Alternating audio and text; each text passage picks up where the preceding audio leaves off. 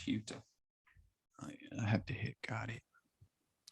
Cool. And we're back for another round. Good afternoon, evening, morning, whatever time, guys, you are listening. Welcome back to Move, Breathe, Live. And today I am super stoked because I've got a guy called Nick with me, and we have gone back and forth saying, yeah, let's get a podcast. Let's do it. But yeah.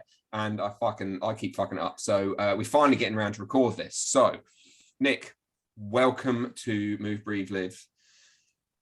Awesome. Yeah. Thanks for having me. Glad it finally worked out. We're 5 or 6 hours different. So something like that. Yeah. It's so much harder when people, obviously most of the people are in America, but I'm so shit. You guys have got so many time zones, man. It just fucking blows my brain. It's weird too, because usually you can just put it in. Yeah, I know, exactly. But the problem is you kind of put in like, I don't know, Pacific time or whatever in it. I'm shit at it. Like it never seems to work. It never seems to work. So we're here. We're fucking sorted.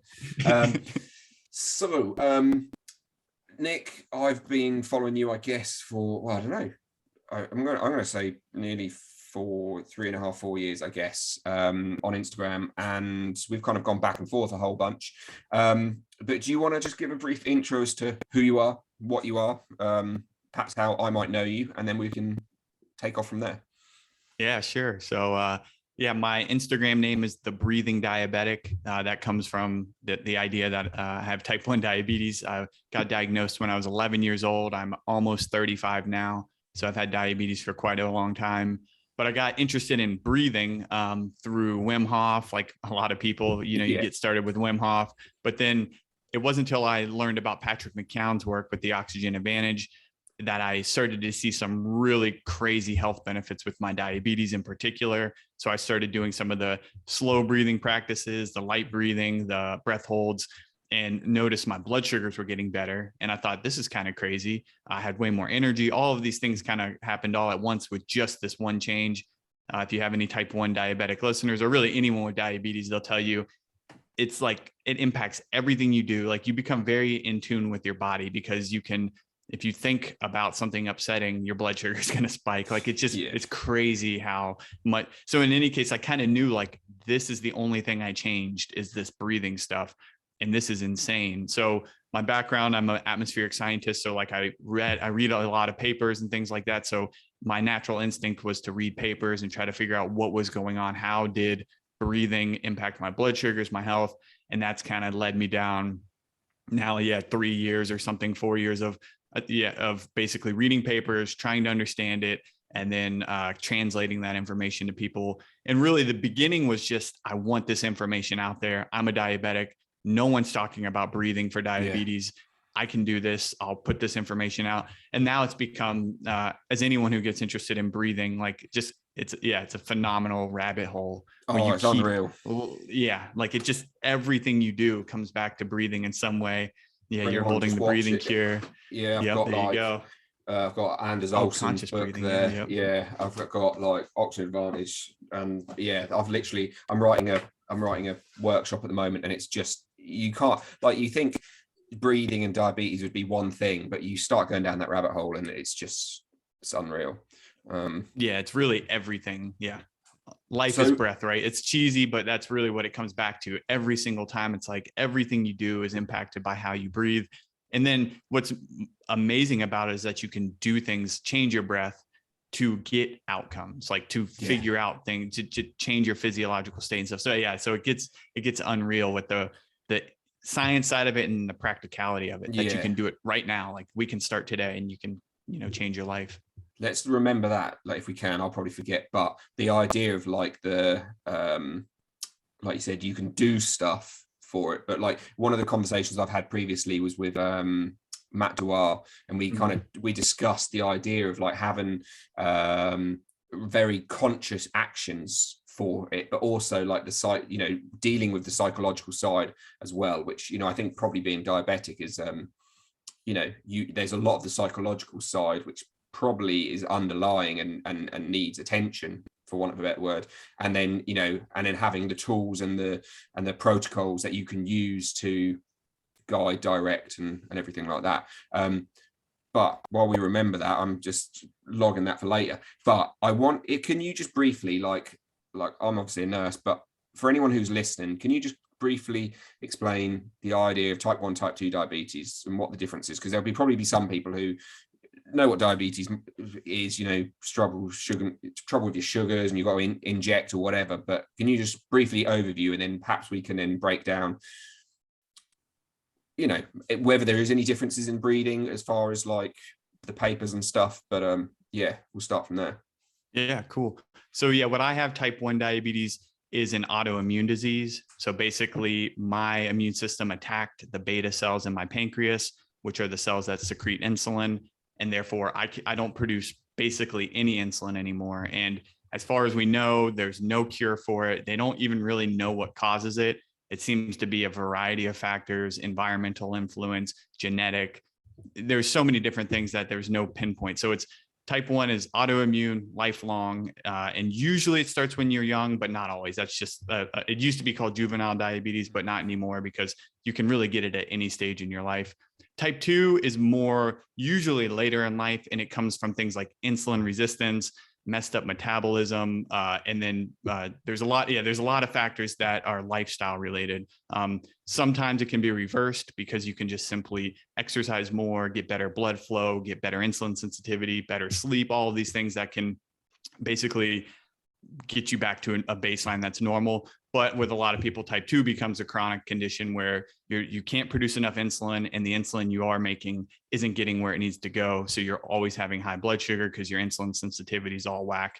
So that's kind of the basic of it. It gets a little more complex, but I think that's a general. I read something, or I heard someone chatting the other day, I can't remember, I think maybe I read it, but like just the sheer numbers and the cost of diabetes it was an American thing. So like the cost to the diabetes, like to health. So essentially it's by 2050 or something like that, it'll be 4 times America's GDP or something like that. Outrageous. Like the cost of it. I think it was, so in the United States, the cost of insulin has gone up, I think, like 1,000% in the past two decades. So in like 20 years, it's gone up like 1,000%. Plus you have, for the individual, which is how I kind of look at it when I'm talking with other diabetics, it's like a 2.3 times higher cost of healthcare. Even if you have healthcare, just all the prescriptions, all of the nonsense. Yeah. And that kind of feeds into what you brought up a minute ago about the psychological effects. Cause like when you're always worried about not even the diabetes itself, like the pre-authorizations, will I have enough medication for this trip? I need to refill my prescription because I'm going out of town, but it's not quite ready for insurance. And, it's just all nonsense in it. So there's a lot of financial things around diabetes that are really stressful. We are lucky in the UK. Anyone who listens to that, who lives in the UK, is going to be just like, thank fuck. We're probably fast moving in your direction, unfortunately, but Jesus, like, do you know what I mean? Like having the NHS is a lifesaver. Just being able to kind of pay. Well, in fact, you don't even have to. I think if you've got diabetes, certainly type 1, I think you just, I don't think you have to pay for the prescription at all. I think you just get it sort of as is. You might not do, but anyway, even if you do, it's like, it's crazy. It's like £8. Do you know what I mean? So it's kind of all right. So yeah, cool. So we've kind of got that. So then with the breathing that you found, so you obviously started getting into Wim Hof. Did you find that Wim Hof affected your blood sugars? Did that start affecting your blood sugars and you started thinking, oh, hang on, what's going on here? Or was it like you started doing it, enjoyed it, started looking into more breathing, found Patrick, and then started doing some of that and then noticed a change?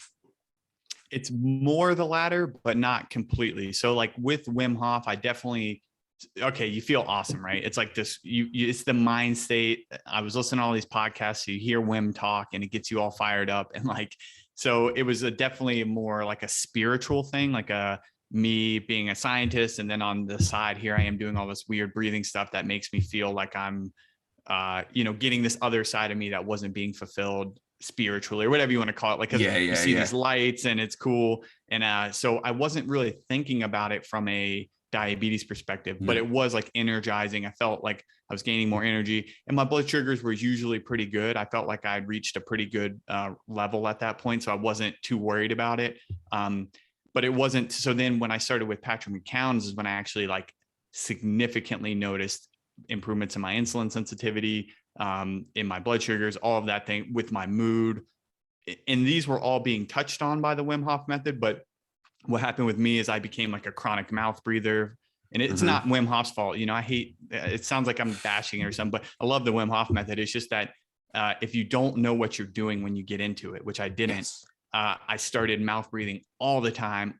Everywhere I went, I thought I would sneak into a little side office at work and take a few big breaths and think I was refreshing myself, but all I was really doing was tiring myself out more. So in any case, it took until I got to Patrick McKeown stuff to really start seeing stuff like with my diabetes that were super noticeable, like concrete, like, okay, I'm definitely, my blood sugars are lower now. I definitely need less insulin. Unfortunately, I didn't like do a whole bunch of quantification back then. You know, I was just noticing it and like, oh, this is all. So I kind of went to research to understand what was going on. But yeah, definitely was the Patrick McKeown's work that got me feeling a lot better. Yeah. And so obviously for people who are listening, I've done a whole podcast with him, so you can go and listen to some of the stuff we talk about. But, you know, essentially this involves like slowing the fuck down, for want of a better word, isn't it? Like, you know, the potato method very much is kind of less is more, and trying to realize that essentially, you know, our nervous systems are kind of shit in the bed so much these days with just so much like input that actually, you know, we're over breathing like pace wise and sort of depth and sort of like heaviness wise. And really, if we learn to breathe lighter, slower and deeper, that's where the benefit comes from.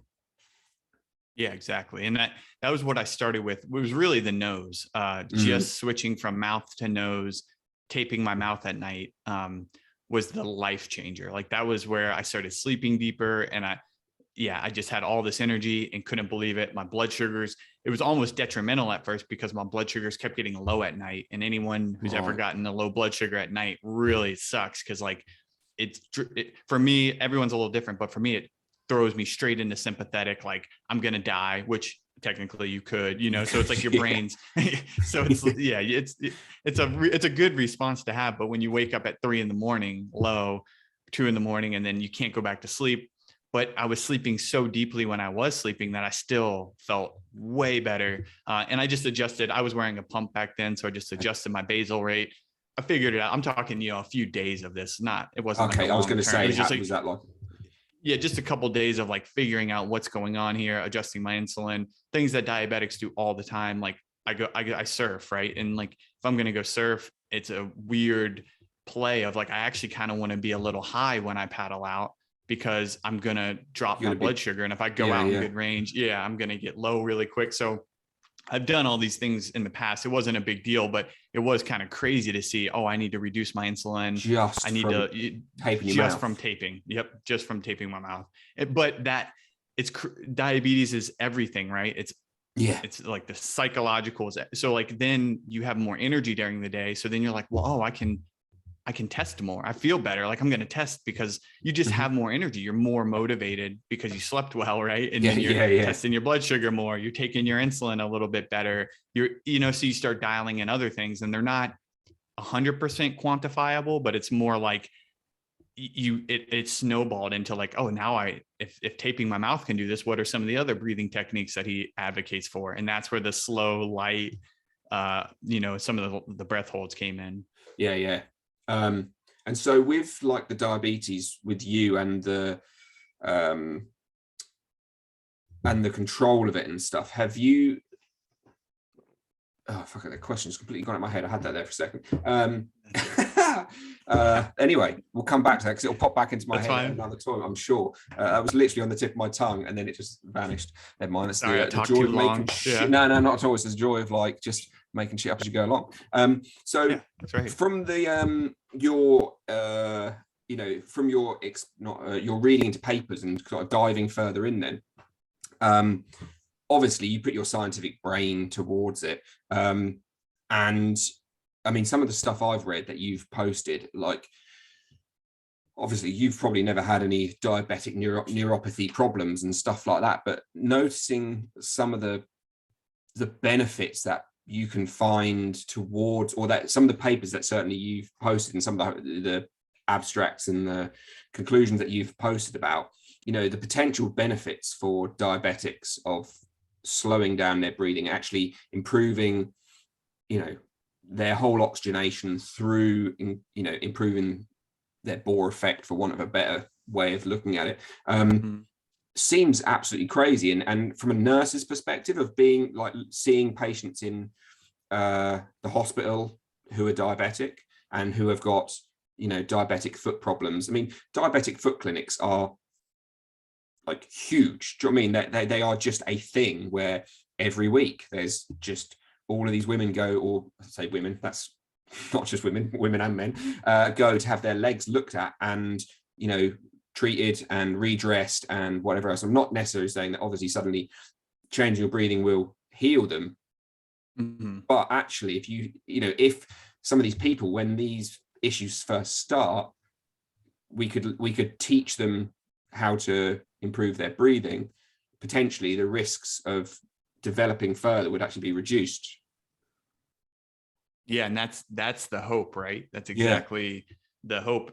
So some of the papers you're kind of referring to, they've even gone as far as to say that sometimes when we diagnose neuropathy, for example, they call it nerve damage. Like they say, okay, the nerves are damaged and therefore it's basically irreversible. Like the damage is done type of deal. But what they find is it's more, a better word would be dysfunction. Like it's a dysfunctional nervous system. And so when you restore functioning through something like slow breathing, you actually reverse some of the symptoms of that neuropathy. One of them is like the baroreflex sensitivity or heart rate variability, is how they're measuring some of these cardiovascular and autonomic dysfunction. You have lower baselines of that because you're diabetic, but then you turn around and you do some slow breathing and it pops up and you're like, well, wait a minute, if they were broken, like if this was damaged, you wouldn't be able to do that with a slow breathing exercise.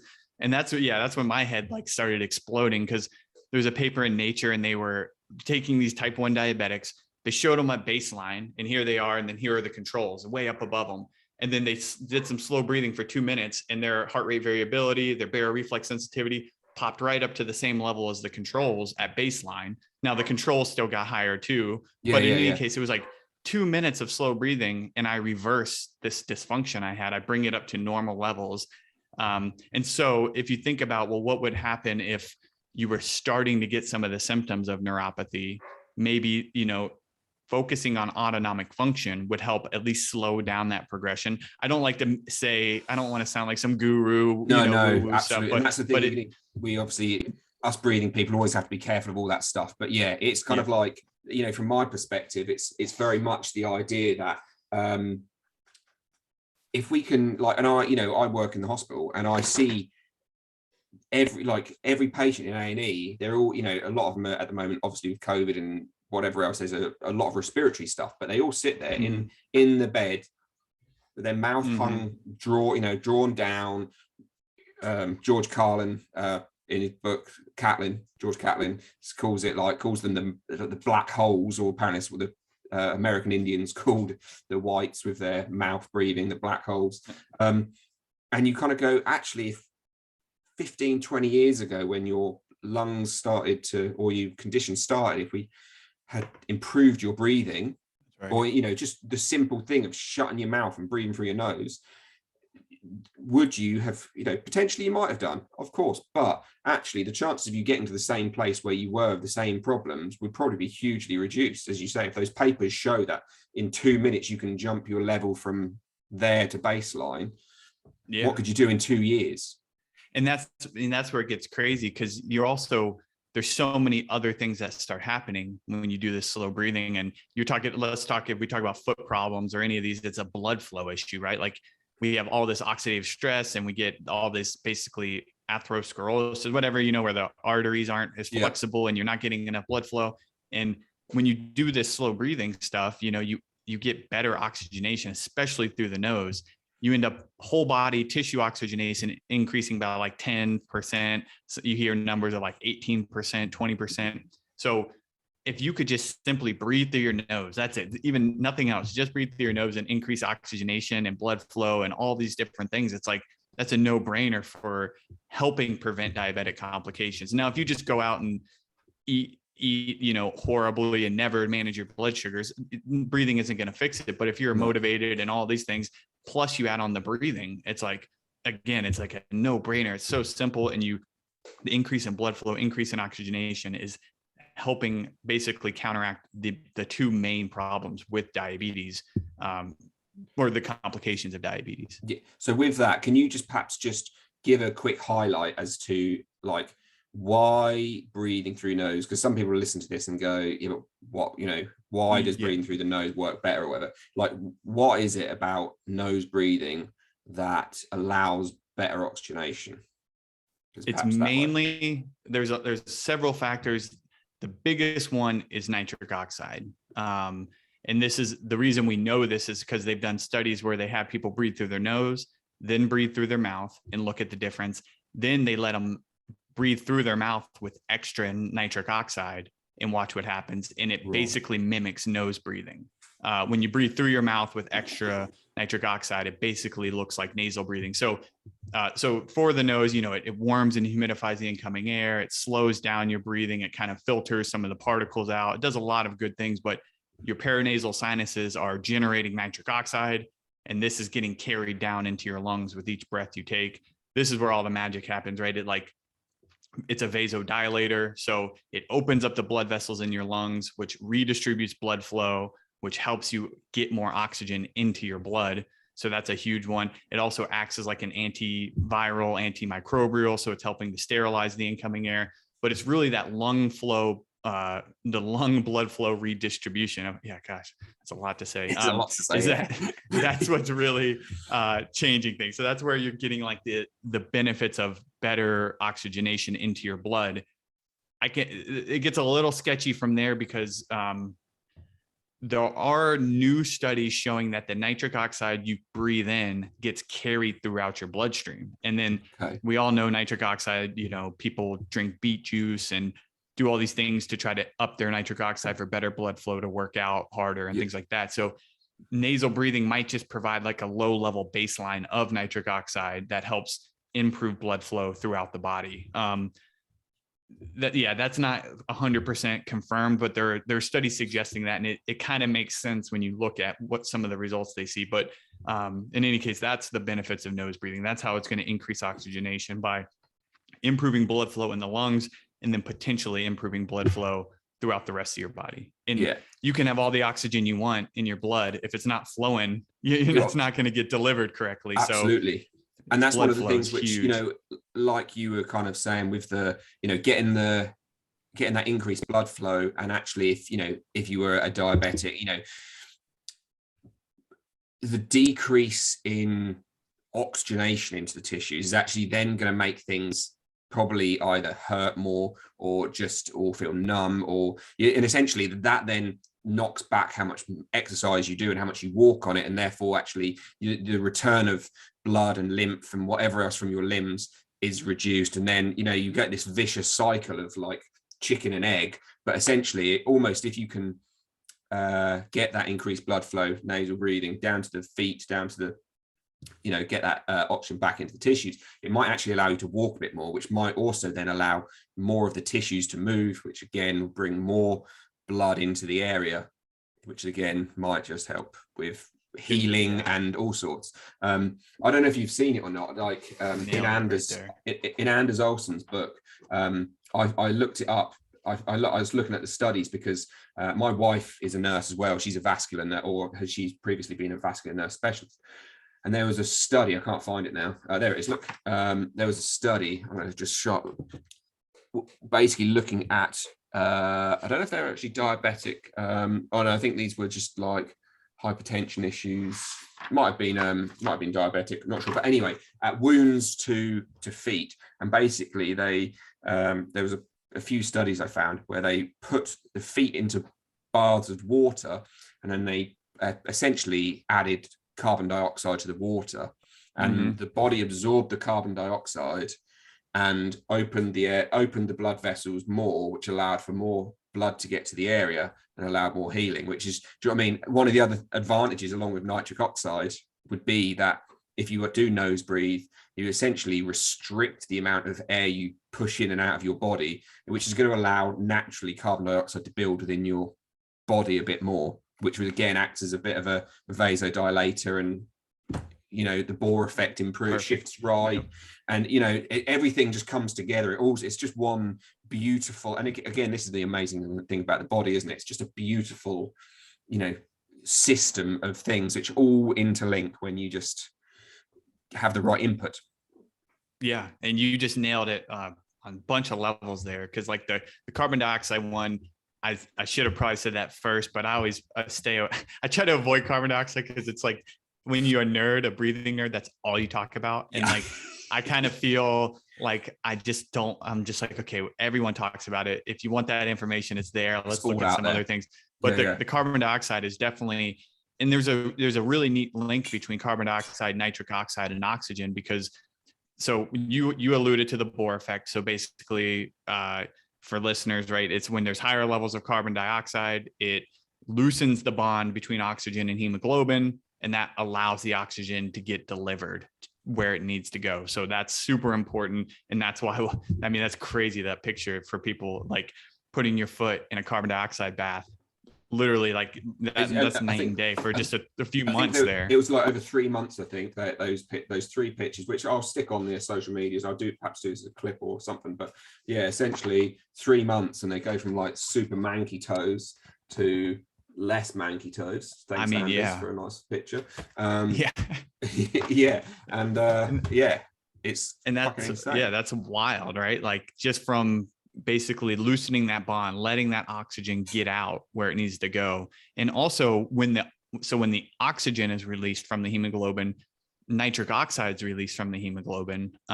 This is that nitric oxide that travels around on the hemoglobin. In any case, so there's like this delicate relationship. So if you increase CO2, you're going to increase how much oxygen gets delivered, which by definition increases how much nitric oxide gets delivered. And so it's helping with the blood flow again. And so you're getting this just really beautiful relationship of all things come together when you breathe through your nose. It's just so simple.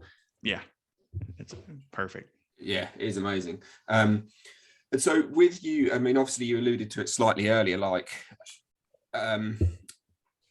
as far as kind of your activities, because obviously she's your wife, isn't she? I'm going to say your wife. She's your wife. Yeah. She's obviously a yoga teacher as well. And so you also live in Florida on the beaches, and like anyone, I'll obviously put all your stuff on the social media so people can come see it. It's sickening. Like, it's beautiful, basically. It's certainly not Suffolk. But obviously you guys are both pretty active and doing lots of yoga, surf, and whatever else. How has like the breathing affected your whole, for want of a better word, performance in all of that, your ability to enjoy yourself? Yeah, I mean, incredibly. It comes back to the mouth tape, right? Getting better sleep, having more energy. But then, as you alluded to with the negative feedback loop that you were talking about with diabetic feet and not being able to walk, and then not exercising and not getting the blood flow, it's the reverse once you fix that, right? So like, it's easier to exercise now. You want to go exercise more. Yeah. I've always kind of been active. I was a skateboarder my whole life. That's where I kind of got into some punk rock. Yeah. So when I messaged you that one day about AFI, my whole life was skateboarding. And then I turned to surfing when I was 16-ish. And then around 21, I focused exclusively on surfing from then on out. But so I've always been kind of active. But when I started the breathing stuff, it was crazy. Like, I had so much energy. I ended up walking. I did like 100-mile walk for HHPF because I was just like wanted to bring awareness, and like I've never done big endurance events, but like it wasn't like, oh, I just breathed my way through it. I trained my ass off, right? But it was really started with that initial nudge, that domino of breathing, giving me the energy. But as far as like surfing and things, it gave me a lot more confidence. Obviously, I'm not a better surfer because I breathe a certain way, but when you are less afraid of getting held down, that's like your biggest fear in surfing, is getting held underwater and, dying. So having a little bit less of that chemosensitivity to carbon dioxide, where I could relax myself when I fall, and, huge help there. And then just in general, just walk. Yeah. Exactly. I was going to say, have you noticed with like, I don't know, I mean, as far as your breath hold practice is concerned, do how's that worked for you? Because obviously from my perspective, I've kind of gone, like, I kind of love the idea of, I mean, I've only been once, but free diving. So I love holding my breath for stupid amounts of time. So I'm kind of trying to break the 5-minute barrier at the moment. I'm 4 minutes 44. Insane. But I mean, it's mental what the body can do, isn't it? Like, yeah. Again, but Nice. have you, with your practice, have you then found that it has aided your, like, you know, when you are surfing, like being held under and whatever else, actually knowing how to relax, how to feel that breath is like just 100%. Yeah, 100%. Now it's not like it's different in nature, right? When you're actually being held under by a wave, because you know it's real. Like when I'm holding my breath, pitching my nose, like I know I can breathe whenever I want. So it's still more, it's still scarier in the real nature, but always, it's like, I love it. It's like, oh, I'm training for this real world event. And then when I actually surf, and in Florida, you don't get held under that much. Like it's really mild. I don't want to act like I'm a big wave surfer or anything. For if any surfers are listening, they're like, dude, this guy lives in Florida. There's no waves, right? But it just from everything's relative, right? So from where I'm at as a surfer and things like that, like it's crazy. I'm like, oh yeah, even 5 or 10 seconds when you get held under, it's scary. Like you're like, God, the wave, is it ever going to let me up? But when oh, I just got to relax for a minute, just kind of, I'm used to like letting my body relax into high carbon dioxide situations. Yeah. And so it definitely, the oxygen advantage especially is like perfect training for surfing, because when you're surfing, you're paddling a lot. You never catch your breath, but you're always like, the times you fall or get held under are when you're most out of breath already. So it's a really strenuous, like 5 or 10 seconds can still feel strong because you've been paddling. You just stood up, you're riding the wave, and then it crashes or whatever, or you're duck diving, paddling out, and it just smashes you on the duck dive. So having that control over your CO2 tolerance is a huge mental gain. So it's all mental, right? You just feel like you don't panic as quickly, which is going to help you hold your breath longer. All of those things that snowball after the fact. Yeah, for sure. So along with some of the bits that we've kind of, I guess, talked about as far as like the neuropathies and the potential, like, as you say, oxidative damage and stuff like that, what was some of the other kind of eureka, mind-blowing moments perhaps that you found as far as your dives into research? And because, I mean, that's the thing that I think we all start getting super geeky once you start doing this and you spend your life just finding research papers. I think on my internet tab, I think I've got 9 pages open on sleep apnea and snoring and breathing at the moment for this workshop. So and they're all different papers. So nice. Have you what were some of the bits that really kind of blew your brains and then kind of made you want to kind of do what you do, I guess?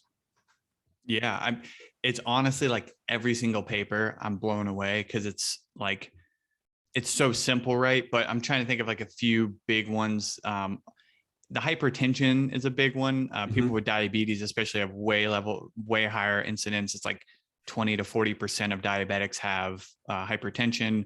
Plus, I think we're like 2 times more likely to get hypertension. So when you see the blood pressure reducing effects of slow breathing, it's like mind blowing. It's like, well, wait, it doesn't cost anything. There's no pre-authorization, no prescription. Like you just sit down and breathe and it will lower your blood pressure. Maybe it's like 5 millimeters of mercury on your systolic and a couple on your diastolic, but it's like, that's significant for a diabetic, because that's going to help with everything else. Just like the thing is with that though as well, does that, maybe it's 5 millimoles of mercury, but perhaps you end up over a year settling to 5 to 6, 7 millimoles of mercury lower. But over your life, if you would keep practicing that stuff, that actually is probably just going to keep slowly potentially ticking away, especially if you've got more energy, more exercise, right. And again, it's that confounding factors of like, yes, this has improved a little bit, but given me lots of space to do other bits. And actually that whole movement side that comes with learning how to breathe better, just being able to move a bit more, probably also has a confounding factor where it just keeps dropping down over, by the time you're 25 years down the line, you're probably in a much healthier space. Exactly. And that's where it sucks because and I try to be pretty practical about this stuff with science because like no science study is going to measure that, right? And people might say, well, there's no proof of it. It's like, well, yeah, that's true. There isn't, but we can use some common sense and like if you on a daily basis optimize your cardiovascular and autonomic nervous system through some slow breathing practices, of course that's going to compound over time, right? Like you're not going to just keep dropping your blood pressure until you die, right? It'll find that optimal state of whatever your body's meant to be at, whatever like 120 over 80, I think is the cutoff for hypertension or pre-hypertension. Yeah. So maybe it'd be a little below that or right around that or whatever it might be for you and your lifestyle. But yeah, of course, like the consistent practice, the basically getting you to your optimal state over, let's say 15 years, 20 years, that would be, it's incredible. That's where like I get super excited because I just think I'm just going to keep doing this stuff forever and like watch the benefits compound. And most of the time, the negative effects, it's going to be 15, 20 years down the line anyway. Do you know what I mean? You know, the people I look after in hospital, they're not generally 40, 35, 40-year-old men or women. You know what I mean? It's like the 75, 80-year-old people who have come in with like diabetic complications and hypertension issues and cardiovascular problems and everything else that goes with it. So actually you kind of go, well, yes, we're getting pre-diabetic or we're getting this and that and whatever now, but fuck it, you've got 35 years before you end up in hospital. Like you could very, very likely not end up in hospital with that issue. Yeah. And that's where where everything comes together. Cause then if you just do, and I try to like, I'm obsessed with breathing. Like that's all I look at and read and all this stuff. But it's like, if you only want to do like one thing, like nasal breathe, that tape your mouth and maybe do some slow breathing, like that's all you need because that's going to snowball into whatever is right for you. Like you might rediscover tennis or you might love, you know, walking your dog longer, you know, you're going to find whatever's right for you. And, you know, being obsessed with breathing might not be your thing, which is fine, but like just make some simple change, like nasal breathe, slow breathe, and then go do whatever you're meant to do on this planet, like whatever your workout is. And that's where it might prevent you in 25 years from going to the hospital because you picked up other healthy habits. You started eating differently or exercising more. And so it's so, you can become obsessed with breathing and I highly encourage you to, but you can also just do the minimum effective dose, right? And then go out and live your life and do whatever you're meant to do, right? And that's what's crazy about it. Yeah. And as you said, kind of what you said about science, and, you know, I'm very much like you, I think. I mean, you know, I come from a nursing background and say I've always been fascinated by science. You know, even with yoga, I kind of end up looking through most of it to try and look through it through a sort of more modern scientific lens and stuff. But the problem most of the time, and Patrick on the podcast I did with him, like kind of went off on one and just said that, you know, they're never going to research this stuff because there's no fucking money in it. Do you know what I mean? There is papers, you know, yes, there is papers we can look at and stuff, but you're never going to realistically find companies or people who are going to do massive multi-year, like tens, hundreds of thousands of people, like, you know, you're going to get N equals 8 or 25 or 60, and it's going to be over a 2-month period or something. And it's going to be like a fairly cheap, you know, research thing to run, unless you're kind of Justin Feinstein running some of the stuff he's doing with carbon dioxide and whatever else. But like, you know, so we kind of have to, as you say, I guess, use a bit of common sense and whatever else. And I've kind of had doctors previously kind of, a doctor, a friend of mine, kind of asked me about some of the research on Wim Hof and stuff like that. And she was like, yeah, but it's only, I can't remember what was it, like the main paper of, I can't remember who did it now. Was it Cox? No. For Wim Hof? Yeah. Who did his Cox? Yeah, Cox. It was Cox. Cox, yeah. I think 2014. And it was 15. Kind of like N equals 45 or something, 65 or whatever it was. Small, it wasn't huge, but, and, you know, and that's an issue, obviously. But the problem is we can't really get around that because we're never going to get huge papers. And so we can take that information and kind of then start putting into ourselves and actually feeling it. And that's the biggest thing. I think everyone who starts it feels it. Do you know what I mean?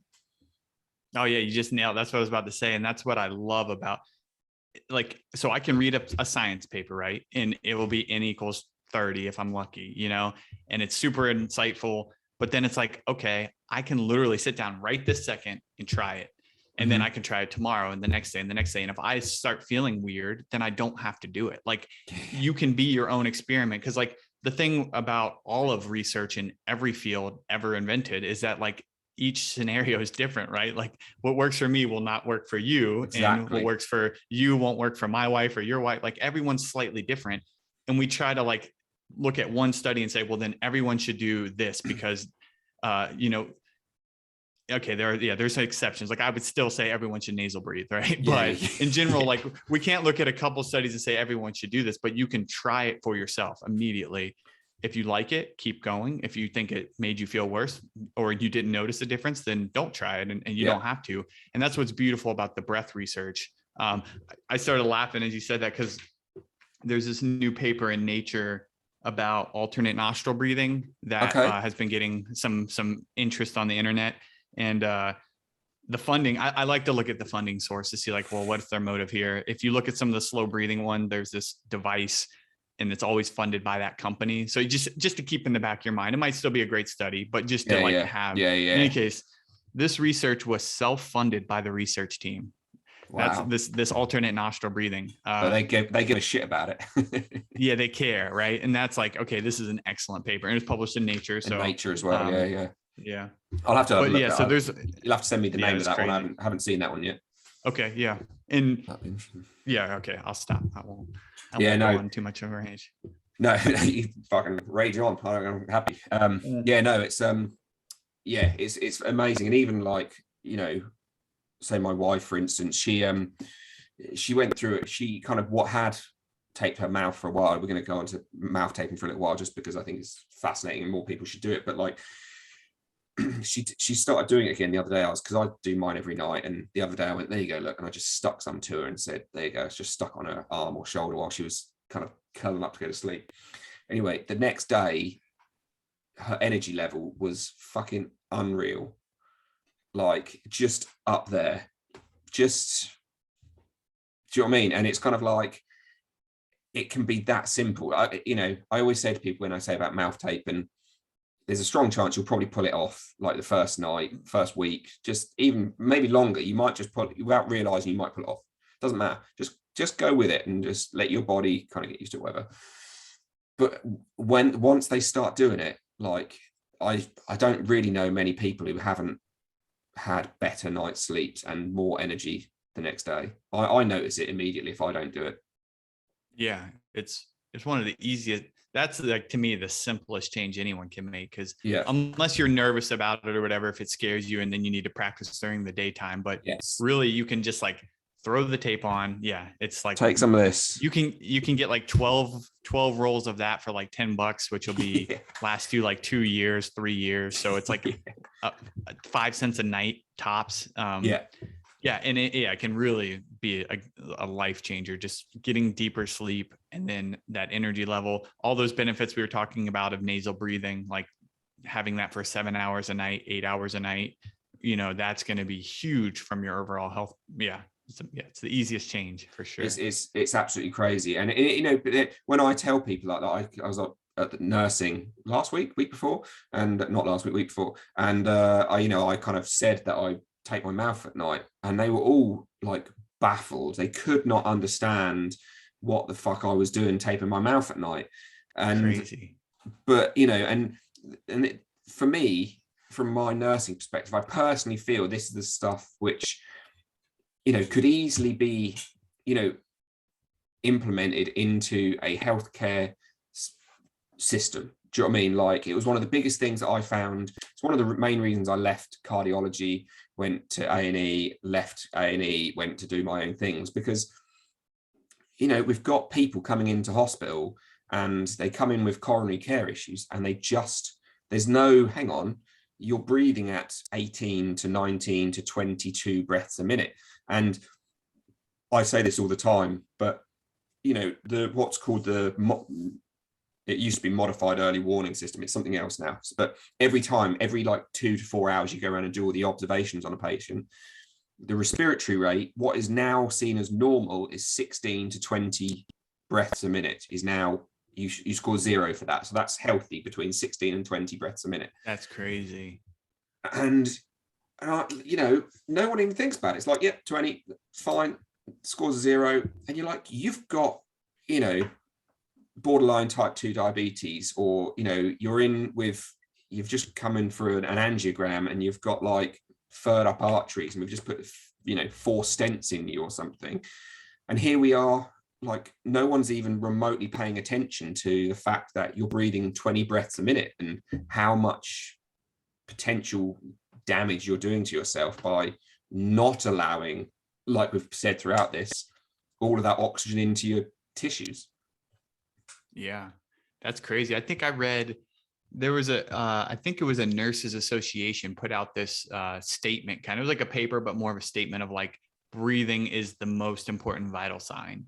And they said, I think they had a cutoff. I can't remember what their normal range was. And I can't even remember what like the dangerous range was, but they said at 27 breaths per minute, you are like, it's serious. Like you could have like an exponential increase in heart attack, stroke and heart attacks and stuff. Stroke and heart attack. And it was crazy. Cause like the people like you that deal with the patients day in and day out notice these things way more, like, oh, the breathing rate is so important because you're interacting with the patients. And I think it gets overlooked because it's just so, yeah, I see a doctor and stuff and I'll look at my chart and the breath rate isn't my breath rate. Like they just literally put a number down. Normal is. Yeah. It's like they just put like 16 or 15 or whatever, and I can be like purposefully breathing really slow, like it's like 3 a minute or something. And it's the exact same number, and I've done it, multiple occasions, and it's like, wait, what? So, anyways, it's definitely something they don't care in general, most places.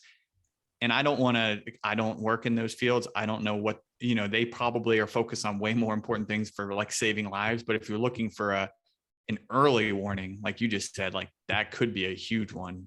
And I just think, I personally, again, from my perspective of like why I left nursing is like, this is such a simple, like we've said throughout this entire last hour, it's like, it's so simple and it's so easy and it's free and anyone can do it. Like, even if, like, one of the things, like, for me, walking is probably the best exercise going. Like, I love walking. Obviously, I've got 3 fucking huge dogs, so I have to walk lots, but like, I love it. And I honestly think that, like, if everyone upped their step count by like 3,000, 5,000 steps, like whatever your baseline is, like obviously if you're doing like 25,000 steps, you're fine, you don't need to fucking do more. But like most people are sitting and whatever else. Now, one of the things I always find when I'm out walking with people is how quickly they jump to mouth breathing. They're out, you start going up a slight incline and I'm, and I can hear them, they're suddenly having to draw in through their mouth. And even, how quickly when they're talking, all of a sudden their talking is broken and they're having to breathe through their mouth while they talk. And for me, it's just the simplest education of just like, slow down, you're walking by like 5%, and just notice that you can actually start breathing through your nose again, and just get good at walking 5% slower, but fully nasal breathing. And in 2 weeks, you'll probably be able to walk at your normal speed, but fully nasal breathing. And walk longer because you're less stressed. Because you know what I mean? It's all going to have a knock-on effect again. And then we keep coming back to this cumulative cycle of just like one tiny little improvement in breathing with the amount of energy, the amount of like blood flow, everything that goes with it, just has a knock-on effect for life. Yeah. And it's, and if people are interested, right? Like you can combine those two, like do a breath walk. Like you can, instead of sitting down, if you don't want to sit and breathe and stuff, but you want to get some movement in with it, count your steps with your inhale and exhale. That's an easy one, like 4 in, 4 out, 4 in, 4 out, and just keep doing that. You can do like 4, 4, 4, 4, 4, box breathing with your steps. Yeah. You can play with the pace, but that's a super simple way to get kind of a meditation because you have to focus so much. Yeah. The walk will actually go by real quick. Of course, you need to be in like a safe location or whatever. You don't want to be doing this where you have to like climb a mountain because you're not. Yeah, because then you can't focus. But like, if you're in your backyard or just on your neighborhood street, like, counting your your breath with your paces can be a super simple way to get both benefits of slow breathing, walking, and then actually a little bit of a meditation too, which we know has all sorts of other benefits. So absolutely, and all of that nature as well, being outside and sunlight and everything. It all comes. Well, fuck me, we're already an hour through. So as always, we will round off by asking you something. As I like to say, this is called Move, Breathe, Live. So the plan is, as I've said, leaving nursing, I want people to learn to actually move and breathe better, to live a happier, healthier life. Because I think those are they're the two, like we just said, the two freest, simplest things that you can do. And again, moving, I'm not saying exercise, I'm just saying move and breathe.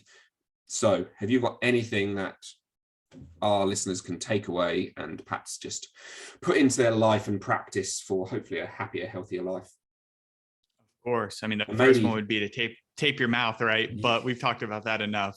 I would say from everything I've ever read and practiced on my own, just a simple slow breathing practice has the most widespread benefits for almost anyone. So you could sit down or lay down, whatever is more comfortable. You can get an app. I really suggest the breathing app because it just makes things simpler. There's tons of them out there. So the two I use, or actually I use three, but there's the breathing app by Eddie Stern. And then there's Breathwork, and there's no O in the work. So it's Breath, WRK. That one's really nice because it has like a library of breaths. So like calming, energizing, that there's like hundreds of breaths. You can just pick it, and then it has the ratio already for you. And then there's another one called I Breathe, and I use that one because I can control it a lot more. I do a lot of funky things. So for this practice that I'm about to say, you could probably just get the breathing app or Breathwork, and you'll be fine. 4-second inhale, 6-second exhale. That gets you at the 6 breaths per minute. That's kind of the Goldilocks for most people. Everyone's a little different, but if you're getting started, that's fine. In through the nose. And if you're new to this, out through the mouth. If you're experienced, out through the nose is fine. But a lot of people find better control on the exhale if they start through pursed lips. You don't want to you don't want to breathe out too fast, but if you have pursed lips, you can control the airflow a little bit better. So 4 seconds in, 6 seconds out. Do it for a couple minutes a day, maybe 5 minutes in the morning, 5 minutes in the evening, build up over time. That's going to be the minimum effective dose, minimum effective exercise and dosing to like reset your nervous system every morning. And then especially before bed, see how you feel, and then go from there. And it can go forever. So many practices from there, but I personally use the breathing app at 5-7. I do a 5-second inhale, 7-second exhale, because I've done measurements and all this crap, but you don't have to do that. And then I use Breathwork for one other exercise, and I use I Breathe for another. So there's endless amounts of things you can do. Once you start getting geeky and diving in, I use one called stamina apnea, because that's just obviously I use it for my free dive stuff. So it's kind of do they let you pick your paces, like your inhale, exhale? So there's basically like a apnea. So basically you do a breath hold, and you see how long you can hold your breath for, and then essentially it will generate apnea tables based on your maximum breath hold. Okay, cool. But then there's also like a pranayama one, which basically lets you pick how long you breathe in for, how long you hold for, how long you exhale for, and then how many times you want to do it type thing. So it's kind of probably a little bit too jazzy for most people, but I like it because I like holding my breath for a long time. If there's, again, I'm with the same thing, let's say, with that same practice, because we've been talking diabetes an awful lot, if someone's diabetic and they're listening to this, is there any, and perhaps from what you didn't do at the beginning, or perhaps what you have learned to do over time, is there anything that you can suggest that someone, if they're diabetic and they're fairly keen to be proactive, what should they look out for? What should they, perhaps if they want to do little experiments on themselves with like breathing and whatever else, if you were to go back and to where you started, is there anything that you would kind of throw out as an idea for diabetics just to monitor, observe with their slow breathing and how they could go around doing it? Yeah, I mean, there's tons of things to consider, but most people with diabetes are pretty good with their blood sugars, like knowing how they feel, at least, because that's the big thing. Like if your blood sugar is super high, the slow breathing practice isn't going to bring it down like immediately or anything, but it's going to help. And so like if your blood sugar is high, of course, take your insulin, but like that's a good time to actually do the slow breathing. If you're low, that's one thing to watch out for. Like I tried to do my breathing exercises when I'm low, but it's like, it's not worth it at that point. I usually just eat my glucose. I do try to do like some slow breathing in general, like just to kind of keep my nervous system from overreacting. But you know, if you really want to enjoy it and get the benefits of it, wait till after your blood sugars are come up, so that you're not trying to like force it. And then breath holds, it's something I would say wait on. Like I got really into breath holds at first, and I got way down that rabbit hole. And really the most effective dosing is the slow breathing. So like it sounds boring, but it's like this compound effect where the more you do it, the more enjoyable it gets and the more benefits you see. So like just watch out for your blood sugars and be consistent, so that you don't like give up after a couple of days and say, oh, I don't notice any changes, because it's really a long-term thing. Perfect. Well, thanks so much for coming and joining us today. Dougie put his hand in at one point. It was absolute pleasure. As like I say, I think we could probably easily get lost for far longer, but I won't take up any more of your time. You've probably got to go and like surf and hang out on the fucking sunny beaches in Florida. I'm working, but there's no waves today anyway. No waves. That's all right then. Yeah. That's all right. Yeah. Well, thank you so much. And just briefly before we finish, where can people find you? I know you did briefly say at the beginning, but I'll stick it all in the notes. But what's your socials? Yeah, it's The Breathing Diabetic on Instagram. And then I have my weekly newsletter, The Breathing 411. If anyone's just interested in breathing, optimizing their life, it's kind of a mixed bag of breathing stuff and philosophy and, you know, just self-improvement type stuff. So go check out that, thebreathingdiabetic.com. Yeah. Cool. And then you also play a little bit with the HHFP as well, don't you? So HHPF. HHPF. I always get that bloody wrong around. Yeah, everyone does. Whichever way. Health and Human Performance Foundation. There we go. Yeah, that's right. I've pretty much had everyone apart from Tanya on. So you know who they are, guys. I'll stick it in there because Robert puts so much good information up on their Instagram page. So thank you so much, and have a wicked day over in the sun. Yeah. Thanks, man. Cheers, man. Bye.